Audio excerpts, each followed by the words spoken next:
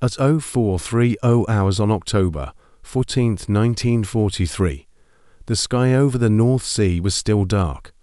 Cold air rattled inside the aluminum skin of the B-17 Flying Fortress as it pushed east toward Germany. Engines drummed in a steady roar. Frost slid across the bomber's windows. Inside, crewmen shifted in heavy gear. Breath showed in pale clouds. The radio crackled with short, tense voices. Every man knew this mission would stretch deep into enemy territory and last many hours. No fighter escort could stay with them through the entire route. They would be alone for most of the flight. As dawn rose, thin light hit rows of bombers, flying in tight formation. Gunners scanned the grey horizon. The smell of oil and gunpowder lingered from test fires. A waist gunner muttered that the air felt too quiet. A moment later, black bursts climbed from the ground below. Flak shells snapped in violent flashes. The bombers shook. Metal fragments slapped against fuselages. Pilots fought the controls. Then the first German fighters rose to meet them. The crews braced. They knew this was only the beginning.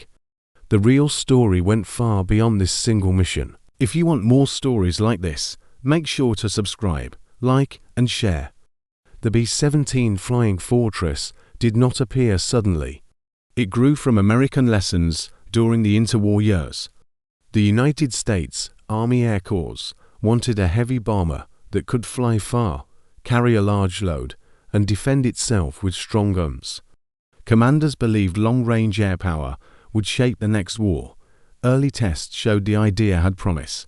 Engineers at Boeing worked on a large airframe with strong wings, 4 engines, and a high ceiling.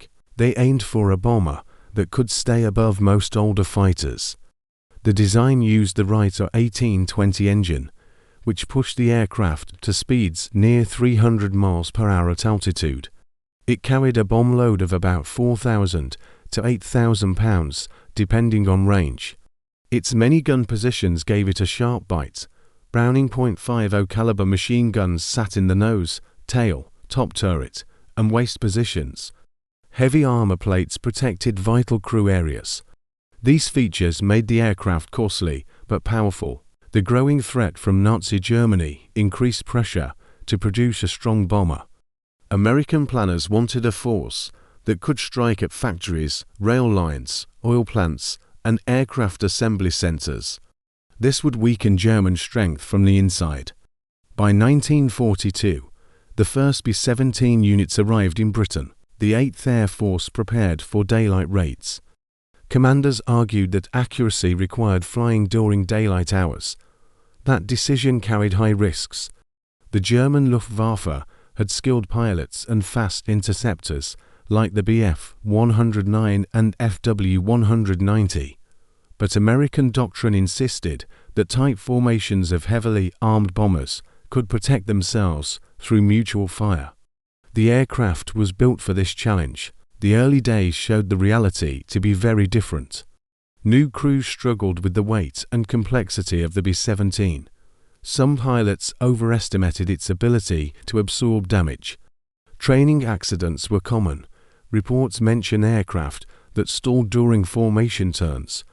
A record from 1942 had the loss of 9 planes in a single month due to non-combat issues. Crews needed more hours in the air to master formation flight, gunnery coordination, and oxygen system checks. German intelligence first dismissed the bomber. Some officers joked that the large American plane would be an easy target. Early missions seemed to support that belief.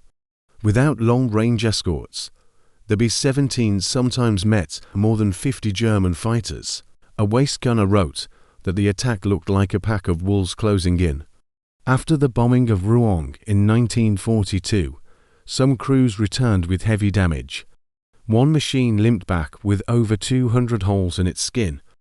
A mechanic said the aircraft looked like it had been chewed apart. Early losses climbed. Commanders admitted they needed changes. A short field report stated, "This method is not sustainable under current escort limits." As the months passed, American crews adapted. They studied German attack patterns. They refined formation tactics, tightening the combat box to bring overlapping guns to bear. The B-17's strengths became clear. At high altitude near 25,000 feet, the aircraft could stay steady even with damage. The .50 caliber guns had long reach. When fired in disciplined bursts, they created a thick wall of fire.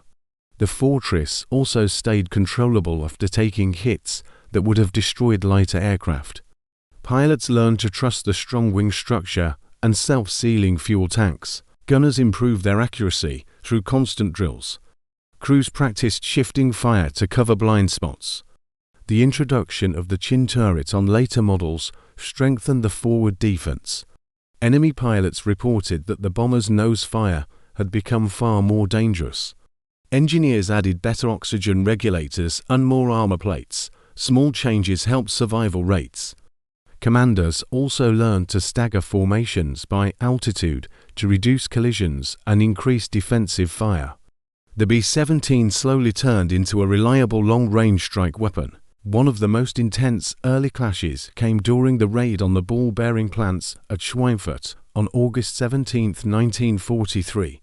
The 8th Air Force sent to large bomber groups, a total of more than 300 B-17s. Their target mattered. German tanks, aircraft, and vehicles depended on high-quality ball bearings.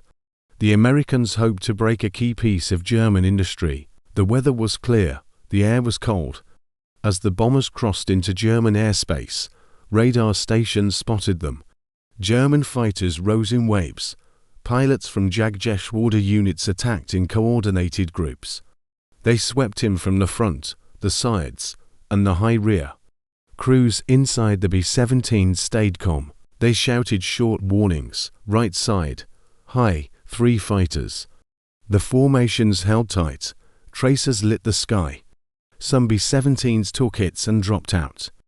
A pilot named Lieutenant Forster radioed, "Engines to and 3 are gone. We are losing altitude." He ordered his men to bail out. Other crews kept climbing. By the time they reached Schweinfurt, more than 30 aircraft were already lost or damaged. Still, they released their bombs over the factories. Explosions filled the industrial area below. The return flight was long and exposed. German fighters kept attacking. In total, 60 bombers were lost. Many others returned full of holes. Yet the raid proved that American bombers could strike deep targets and still bring back a significant portion of their force. Another fierce day came on January 11, 1944. The mission targeted aircraft plants near Oschersleben, Halberstadt, and Brunswick, where the turned poor across England. Many groups were recalled. Only a smaller force continued. They knew they faced danger without full formation strength. As they crossed the coast, winds rocked the bombers. Ice formed on wings. Radio chatter faded. German controllers seized the chance. They directed fighter units to intercept quickly. Near Oschersleben, the battle reached its peak. Roughly 200 German fighters, including many experienced aces, launched direct attacks. The sky looked crowded with turning aircraft, spinning debris, and bright flashes. The gunners fought with discipline. A top turret gunner shouted, "They are coming again from 12 o'clock.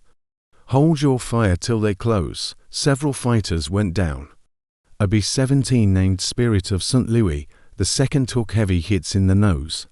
The bombardier was wounded, but the pilot kept the aircraft in formation. Bombs were released on target. Despite the losses, the raid damaged key parts of German aircraft production. A third example came later in the war during a mission over Berlin on March 6, 1944. This time, long-range P-51 escorts stayed with the bombers deeper into the route. The result changed the battle. As the B-17s approached the city, they faced strong flak. Black clouds burst around them. Aircraft shook with violent force. Yet, when German fighters moved in, they found Mustangs closing fast behind them. The bomber crews felt a surge of relief. A tail gunner said, "For once, we are not alone out here." The combined force pushed through heavy defenses and struck engine plants, rail yards, and factories. Losses still occurred, but the mission proved that with proper escort, The B-17 could attack the most defended target in Germany. By 1944, the B-17 became part of a large industrial effort. American factories produced more than 12,000 units. Supply chains delivered engines, wings, ammunition, and bombs in huge quantities. Aircrews trained in large numbers. Each bomber consumed thousands of gallons of fuel per mission. Maintenance crews worked through cold nights to repair damage and prepare for the next sortie. The scale allowed the 8th Air Force to launch hundreds of aircraft at once. This overwhelmed German defenses. The Luftwaffe faced shortages of fuel, trained pilots, and spare parts. They struggled to replace losses. Radar and command centers also came under pressure as raids grew more frequent. Strategic bombing forced Germany to divert guns, fighters, and workers away from the front lines. Enemy pilots developed strong reactions to the B-17. Many respected its durability, some feared its defensive fire. A captured German pilot said that approaching a full formation felt like flying into a steel trap. Crew diaries mentioned slang names. Some called the bomber the Porcupine because of its guns. Others wrote that the formations looked like moving fortresses. Morale shifted when escorts joined the raids. German pilots felt greater risk and fewer chances to break into formation.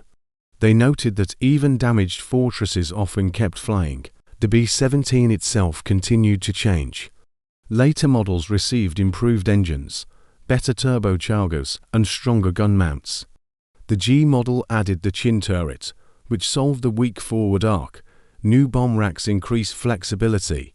Crews used better tactics. They climbed higher for safety. They spread formations to reduce collisions. Radar bombing aids appeared late in the war, allowing strikes through clouds.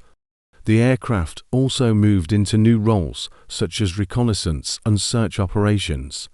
Though newer bombers like the B-24 and B-29 entered service, the B-17 remained important through the final months in Europe. By the end of the war, the B-17 had flown thousands of missions. It dropped large amounts of ordnance on industrial targets, transport hubs, and military bases. Losses were heavy. More than 4,000 B-17s were destroyed. Yet they delivered critical damage to German production. Factories slowed, rail lines broke, aircraft output fell. The bomber that early critics mocked became a symbol of persistence. Its crews respected its strength and trusted that it could bring them home even after long raids. An opposing veteran later said, "When we saw the big American bombers return again and again, we knew the tide had turned against us." The B-17 Flying Fortress earned its place as a machine that shaped the air war and proved that endurance, teamwork, and industrial power could overcome distance and danger.